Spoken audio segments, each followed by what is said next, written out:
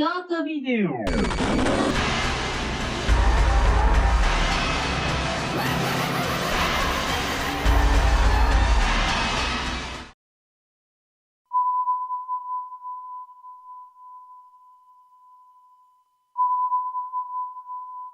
A bright, piercing column of light appears in the middle of an unnamed city. The magnetic field bends and is altered. The lights go dark momentarily before coming back on again. 5 years ago, blood leaks out onto the concrete. A serial killer roams the city.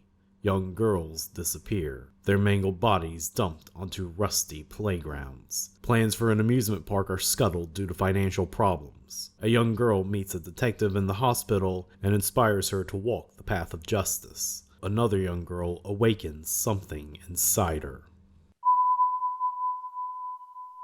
Sometime after the Pillar of Light incident, a half-finished amusement park becomes the domain of a young boy. Bright sparkling butterflies are chased by a young woman. Aurora Borealis pulses in the sky.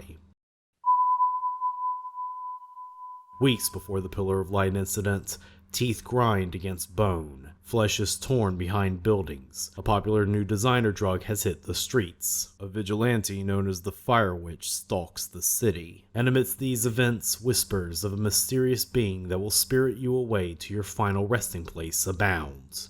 Its name, Boogie Pop. Boogie Pop? Boogie Pop? Boogie Pop? Boogie?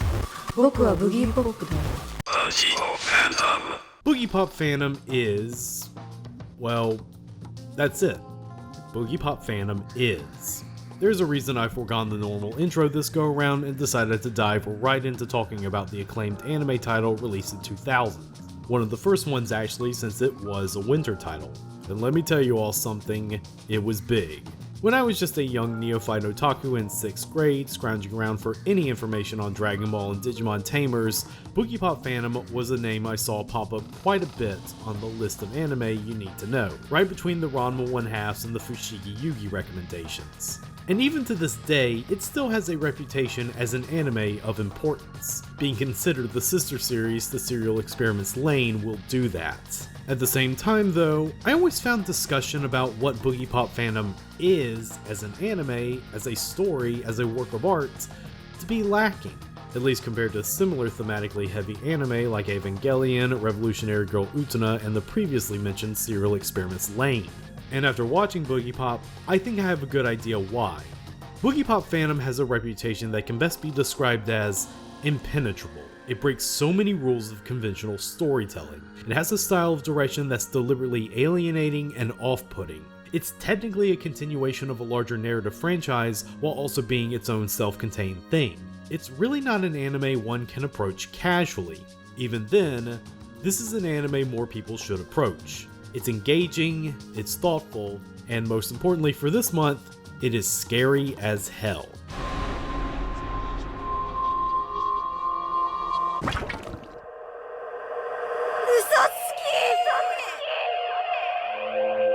For Halloween, I made the right choice choosing to cover the perfect anime to get under your skin. It's the kind of late night anime to watch to unsettle you and create a pit in your stomach right before you crawl into bed.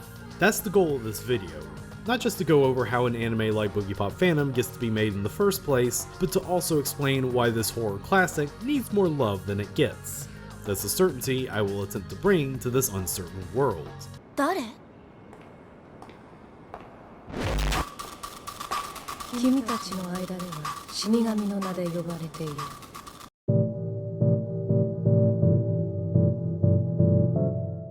Rewinding back a few paragraphs ago, I did say that Boogie Pop fandom is technically a continuation of a story already in progress. In other words, a sequel to another story. That is because Boogie Pop fandom is part of the Boogie Pop universe that began with the original light novel written by Kohei Kadano. Born in Chiba, Japan on December 12, 1968, Kadano had gone to work for a building maintenance company after his graduation from Hosei University with a degree in economics. But after realizing that was not what he wanted to do with his life, he left that job immediately and pivoted his career to becoming a writer. Making ends meet crafting and selling garage kit models, Kadano spent most of the 90s submitting his stories to literary prizes like the Japanese Fantasy Novel Award or the Fantasia Novel Award.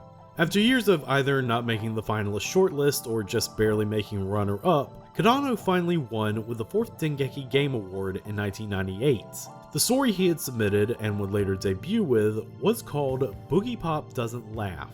The story is about a mysterious, genderless Shinigami called Boogie Pop, who manifests in the body of ordinary second-year high school student Tokomi Yoshida as a split personality. Boogie Pop has emerged to solve the mysterious disappearances of female students, and it eventually leads them, an aspiring vigilante, Nagi Kirima, into a vast supernatural conspiracy. I cannot understate how big a hit Boogie Pop Doesn't Laugh, published as Boogie Pop and Others, was. Its publication practically changed the light novel industry overnight. How so? By changing light novels into the idea we know of them today. While we discussed anime that were based off of existing light novels like The Irresponsible Captain Tyler and Slayers, those series were from the era where light novels were pulpy fiction, light stories for light novels. Boogie Pop's emergence on the scene changed all that. It showed that the light novel could be the realm of dark, complex narratives that went beyond the realm of genre fiction, while also helping popularize other modern light novel trademarks such as a manga-like cover art, and having colored pages at the beginning introducing us to the main cast as a prelude to the action. The modern idea of the light novel begins with Boogie Pop, predating other revolutionary game-changer light novel series, The Melancholy of Haruhi Suzumiya, by at least 5 years. Boogie Pop was the light novel series that made Dengeki Bunko the light novel powerhouse imprint it is today, and it's continuing to this day. On top of all the other light novels he has written, including a few JoJo ones, KYOTO has written 22 entries in the Boogie Pop series, and is showing no signs of stopping whatsoever. But now we get to the real chicken and egg portion. While Boogie Pop was a hit when it was released in 1998, it is said that it didn't become truly massive until the anime came out. Dengeki Bunko says that the anime was responsible for getting numerous otaku into literature that wouldn't have gotten into it before. So I guess we know who to thank for the current state of the industry right now. And I must reiterate, this anime isn't an adaptation, it is a sequel. And an unofficial one at that, since none of the events that happen in this anime never make it into KYOTO's novels. How does that work?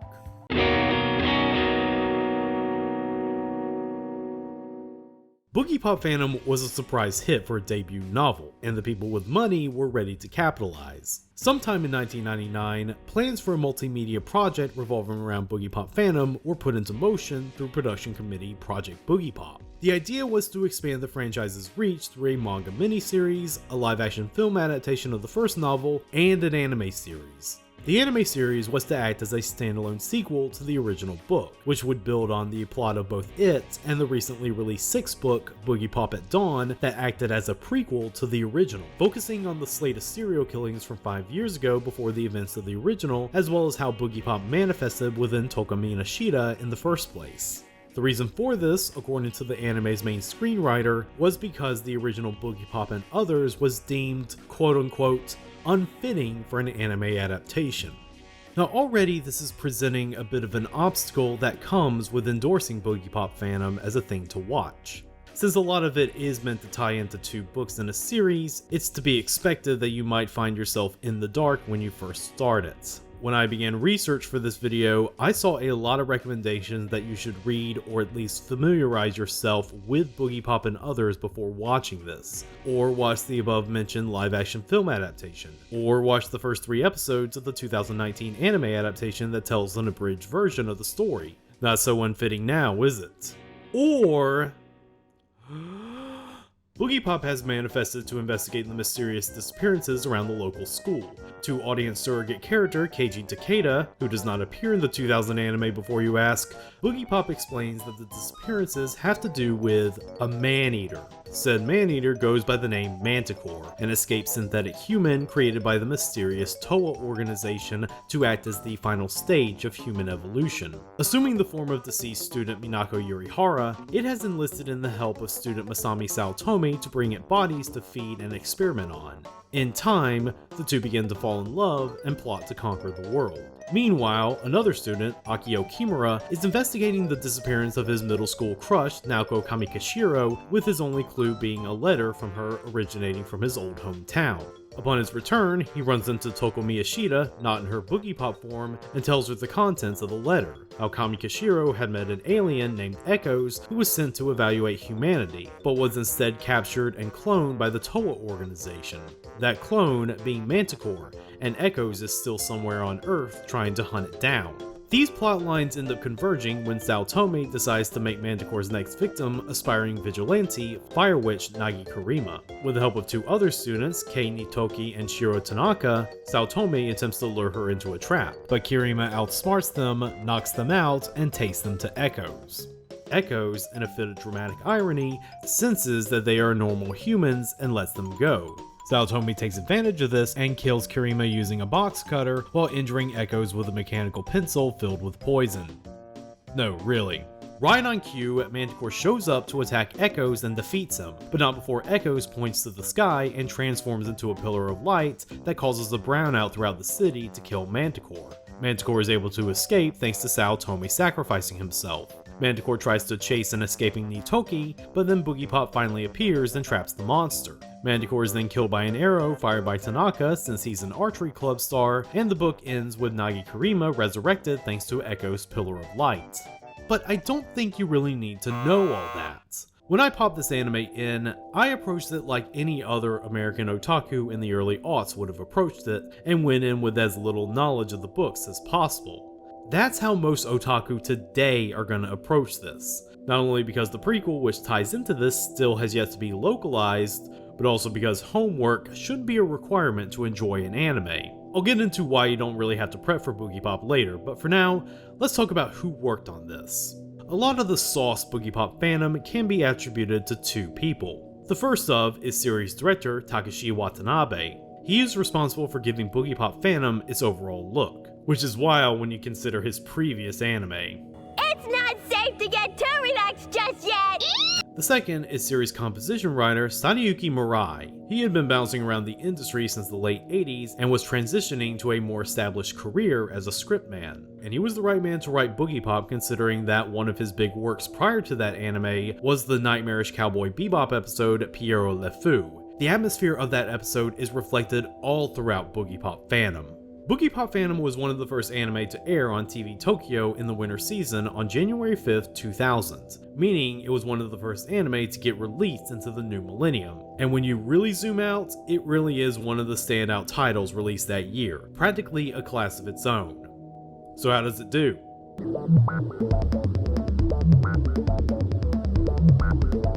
Judging from his past resume, you wouldn't peg a director like Takeshi Watanabe to be an auteur. But you must remember, he adapted one of the big light novel series from text to screen for 3 years. It was a no-brainer to hire him to adapt the next big light novel series into an anime, even though Slayers and Boogie Pop fandom might as well be living on two separate planets with how different they are in genre, tone, and prose.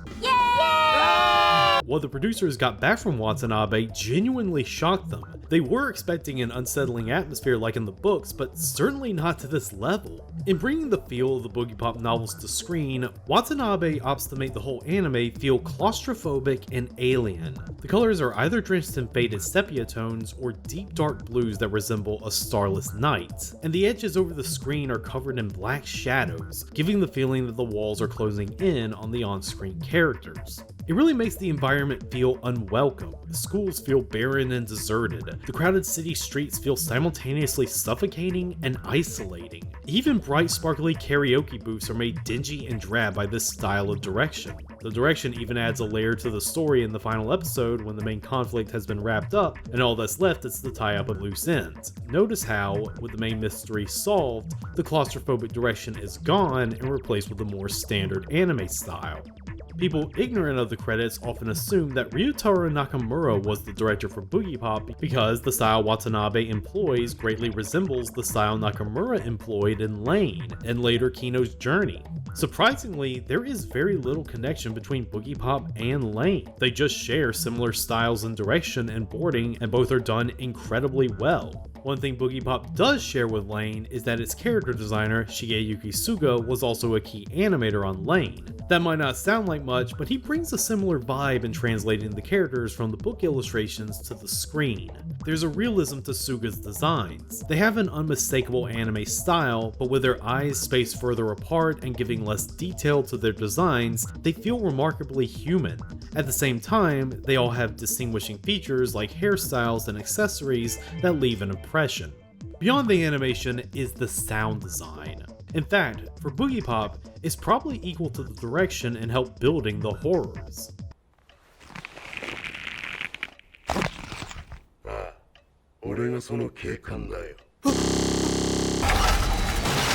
Sound director Yota Tsuruoka assists in making the setting feel oppressively suffocating, taking ordinary everyday sound and distorting them into overdrive, like taking the bright, cheery Japanese crosswalk theme and turning it into an electronic snarl.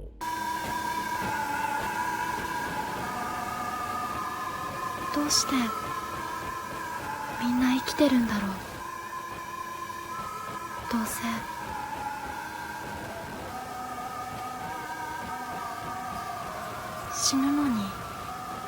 The sound design also works in underlining specific themes in the work. In one episode, a mother is having a conversation with her daughter about birthing, and underlying that conversation is the pulsing, echoing sound of a newborn baby crying. でも自宅で産むなんてほんとマイペースなまゆみさんらしいわ。高校時代からちっとも変わってませんね。マイペースっていうか。And supporting all of this disquieting audio is the soundtrack. The music wasn't credited to one person, just a sound team called The Art of Club Music for BP. But the sound team was made of some of Japan's best and brightest of the electronic music scene at the time. These tracks can range from eerie down-tempo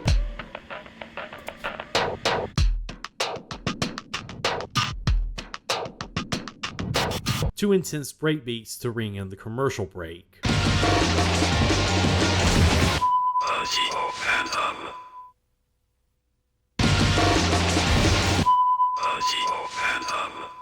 My personal favorite track is by the late ambient musician Rei Harakami. It's this simple ambient piece, and yet it conveys so much heavy emotion. It's the sound of longing and loneliness.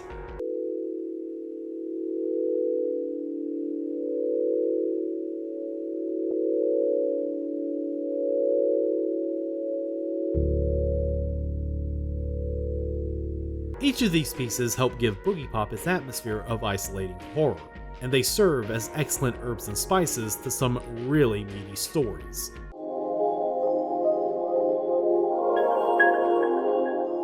To really get into Boogie Pop's overall structure, we need to go back to the books for a minute.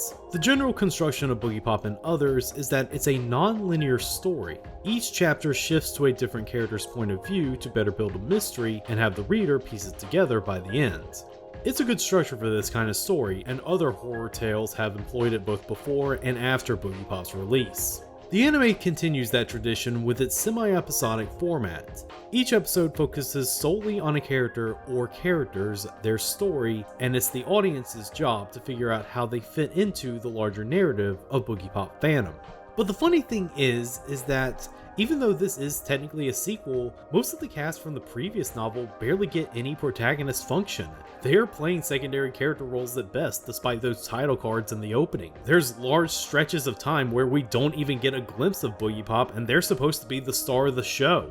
Instead, the story is more interested in the people who have been affected by the events in the Boogie Pop series, whether it's the Pillar of Light, or the spate of serial killings that happened 5 years ago, or the events of Boogie Pop and others. This is the reason why you don't need to do any homework before watching Boogie Pop. Because each of the stories are so intertwined with the events of the books, with their characters only showing up when necessary, you really do get up to speed as you keep watching these standalone stories. Let's look at the first episode for example. It centers around a girl named Moto Tonomura. She's an introverted girl who shows obsessive-compulsive symptoms, and her problem is that she feels uncomfortable about getting into a relationship with a boy because she's too hung up on a middle school crush she never confessed her love to. 実は私がいつの間にか彼にどうしようもなく惹かれていたことに。But then one day, said crush shows up out of nowhere and she wonders if now is the chance to write her unrequited love. That crush is Saotome Masami from the first book, or rather a resurrected manticore who has taken his fleshy form and is luring Moto to be devoured by them. 私を殺す。ああ、結果的にお前は死ぬ。いいよ。もう殺されてもいい。Luckily, Boogie Pop makes their first appearance in the series to rescue Moto, while also telling her that she needs to move on from harboring a crush on a guy she only had an idea of and never really knew. 早乙女くんのことは忘れたまえ。彼は僕が殺した。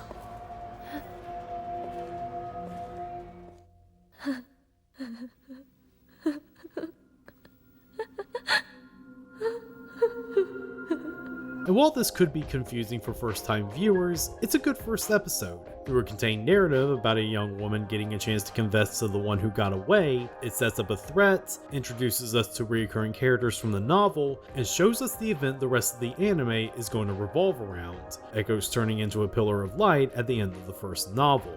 Some of these stories can be grounded dramatic stories like episode 6's Mother's Day, an episode centered around a mother reading her daughter's diary as it flashes back between her and her daughter 5 years ago in the lead up to her running away from home and subsequently becoming a victim in the spate of serial killings around that time. ずるい親よ。許してもらえるはずもない。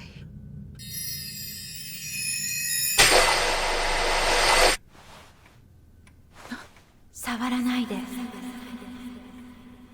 Other stories will lean into the supernatural, like episode 2's Light in the Darkness.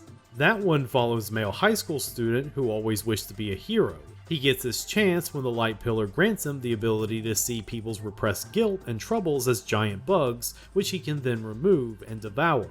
However, it turns out that erasing people's bad memories doesn't even really help that much, and he soon starts devouring bugs out of selfish addiction rather than altruism. 俺が食っていたのは連中の記憶だったんだ。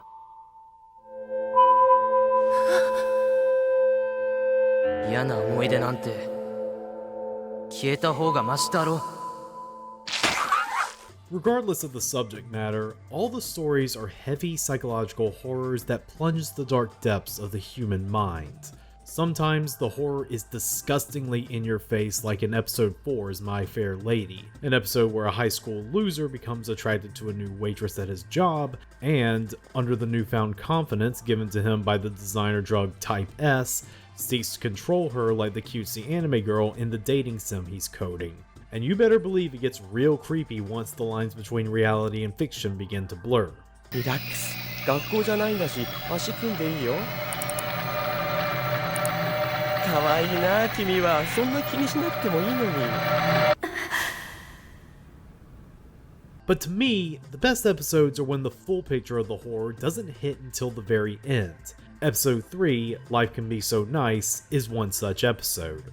High school student Misuzu Udo, who goes by the name Panulu, is a cheerful girl who always looks on the bright side of life and has accepted the world as an imperfect but beautiful specimen. This philosophy is made even better since the Pillar of Light has given her the ability to see her imaginary friend, also named Panulu. その苦しみゆえに世界を愛し肯定しなければならない。私は感情を乱されるということがなかった。この世界をあるがままに受け入れているから。But after her actions leads to one of her friends being killed by Saotome, Boogie Pop confronts Panulu. Panulu isn't her real name, but the nickname she took from her middle school friend who introduced her to the philosophy. Said friend ended up getting murdered by the serial killer 5 years ago, and the event broke Misuzu so much that she adopted Panulu's outlook on life not as a guidance system, but as a flimsy shield to protect her from the ugliness of the world. 君が受け入れたのは世界じゃない。彼女の死だ。君はパヌルーから何も受け継がなかった。ただこの世界から自分を守るために世界を愛しているふりをした。It's a very bleak ending that only gets bleaker once we see the cruel fate that awaits Misuzu, all because her newfound power made her a target for the Toa Corporation. The full scale of the harsh horror really comes down in this episode, and it's partially the reason why I found this anime to be very difficult to binge watch. This is real heavy horror. But we're only talking about the pieces of the puzzle here. To really reveal the genius of Boogiepop fandom, we gotta put this puzzle together.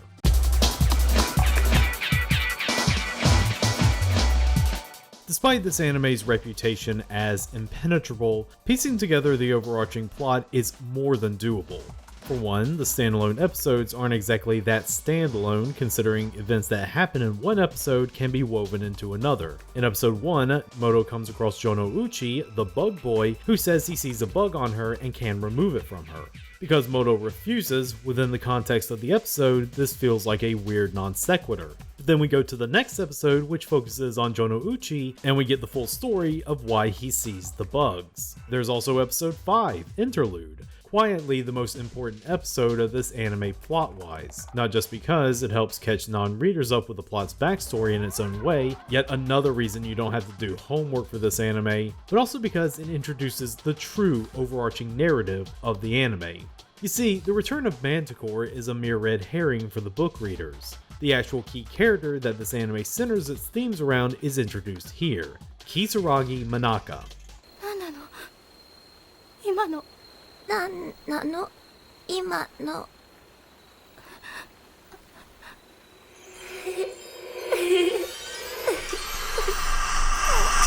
Manaka does have an unsettling aura about her as a horror antagonist, a simply dressed young woman with an infantile grin on her face who seems to do nothing but repeat what other people say to her back at them, and runs around with butterflies. But then you see what those butterflies do, and, well...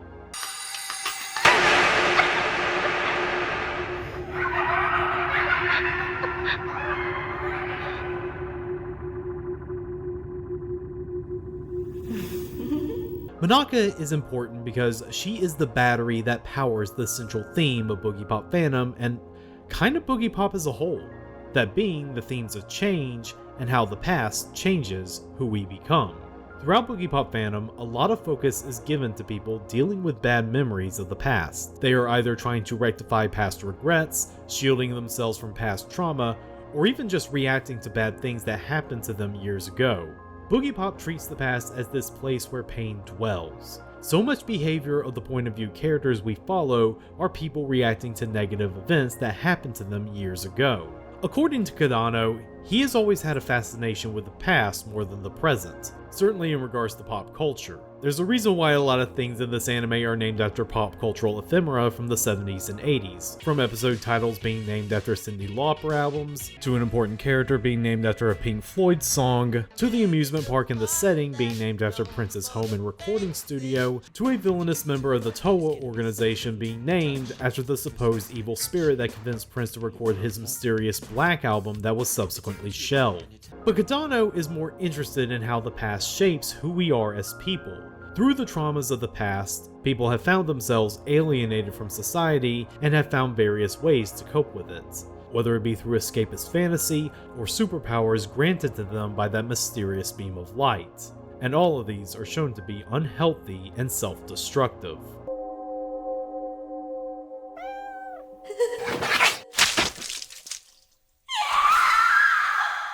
さやこ、この世にはいらないものが多すぎると思わないか。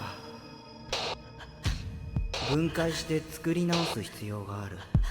The past can also change us for the better. Nagi Karima's role in fighting the Towa group and other anomalies of society would not have happened had a chance encounter with Detective Shinpei Kuroda not sent her on the path of justice. And in episode 8, She's So Unusual, where we learn that Echoes has reincarnated as the titular Boogiepop Phantom, we learn that it's a lonesome road Nagi has to walk. 彼女はこれからも戦い続けるのだろう。たった一人で、誰の助けも借りずに。 This episode is also important plot-wise because it's where the anime turns its themes on its head 2/3 of the way through. The past stops being a place to escape from and starts being a place to escape to. In the episode, Nagi falls in with a journalist named Ichiro Kishida and lets him follow her around as she hunts Manticore solely because he reminds her of the idealized version of Detective Kuroda from 5 years ago. なんだい？メガネ撮ってみてくれないか。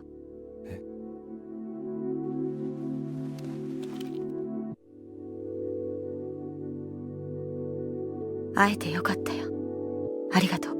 My personal favorite episode is episode 9, You'll Never Be Young Twice. A genuinely sad episode that focuses on 3 teenagers on the cusp of adulthood and forced to confront harsh realities. A girl who wants to become a concert pianist for her parents' sake, who is rejected from a conservatory because of her hand shape. Another girl who wishes to become a fairy tale writer, but is told to give up by the Japanese school system because her science grades are better than her English grades. And a good-hearted boy who gets the power to read minds from the Pillar of Light and discovers that his friend group doesn't actually like him and are mostly taking advantage of his generosity.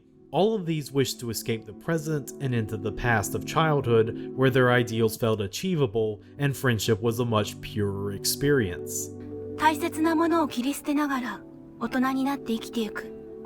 そして現実との折り合いをつけながら、それを自分らしい生き方だと言い聞かせながら。世の中そんなもんだ。そう彼女は考えていた。And helping them emancipate themselves from an oppressive reality are Manaka and her little sidekick, Poom Poom, both a representation of a fairy tale character from the aforementioned aspiring writer and a younger version of one of the protagonists from a previous episode. The two give these characters red balloons, which allows their childhood selves to come out of their bodies and play with other children forever, leaving their original selves forever regressed and feeling the childlike joy from the sensation. That is, until they once again get confronted by cold reality, and the results are not pretty. However, it is this event that clues Boogie Pop in on the location, and, through Boogie Pop fandom's deductions, pinpoints Manaka as the cause of all the strange anomalies in the area. This leads to the confrontation that confirms what Boogie Pop's place is in all of this, the embodiment of confronting reality. Going back to Kadano's obsession with the past and pop culture, Boogie Pop's name has the etymological theories related to those themes. Namely, the pop in Boogie Pop could stand for pop in popular culture, the culture of the present day, the here and the now. In their limited screen time, Boogie Pop's role is to rescue people and deliver them some hard truths. Boogie Pop may be a hero, but they are not nice. Cold and unsentimental, they give out the necessary facts to our protagonist about why the past is something you can't run from and escape to, why it is both something you cannot reject nor romanticize. Your past is a part of you, and you will always have to carry it with you, even as you change and evolve from it. 失ったものが全てだったと思わせる何か、二度と手に入らないものにもう一度手を伸ばせと命じる何か、それが君の正体だ。君は大人なんだよ、誰より。子供のふりをして友達を騙していた。君は本当に美しいものを侮辱していたんだ。 And I think I'm gonna leave it there because you should really experience a lot of what this anime has to offer yourself. I will be doing you no favor spoiling Manaka's past or her role in the Grand Boogie Pop narrative. It actually helps put everything into focus so hard that my words could not do it justice. For now, I'm going to end this with my final thoughts. Boogie Pop fandom is a challenging work, but not an impenetrable one. While the producers may have created this with a light novel's fanbase in mind, I think Watanabe's direction and Murai's storytelling decisions somehow make this far more accessible than it would have ever been if it was just a straightforward sequel to the book. Once you allow yourself to get immersed in the disquieting atmosphere and psychological horror themes that are destined to get under your skin, you won't feel as lost as you might think you are. While the story does have small rewards for those who read the books, it also doesn't punish those who haven't read them either. Whether you have or have not, still presents you with a thought-provoking and nightmarish horror mystery. In short, it is the perfect Halloween watch. And while that might not mean much considering how little there is left of October by the time I get this video out, it's still worth your time to get in there while there's still jack-o'-lanterns on porches and horror flicks in your streaming queue. Now that I've finished attacking the present with the past, I can now hang up the Boogie Possum costume this year and get back to more lighthearted fare next time. But don't worry, this won't be the last psychological horror centered around running from the past and escaping into unhealthy coping mechanisms that we cover on this show. Not by a long shot.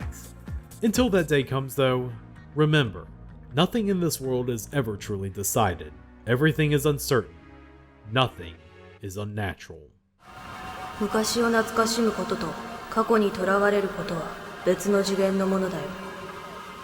街の景色が変わるように人も前に進んでいかなければならない。君ならわかるね。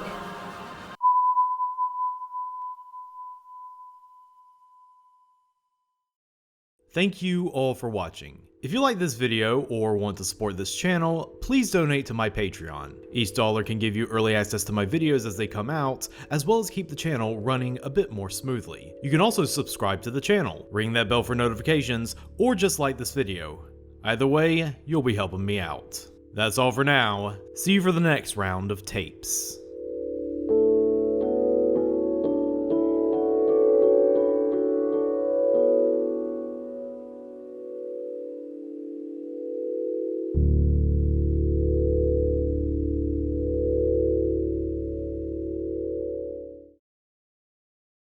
Aurora Borealis. At this time of year, at this time of day, in this part of the country, localized entirely within your kitchen. Yes,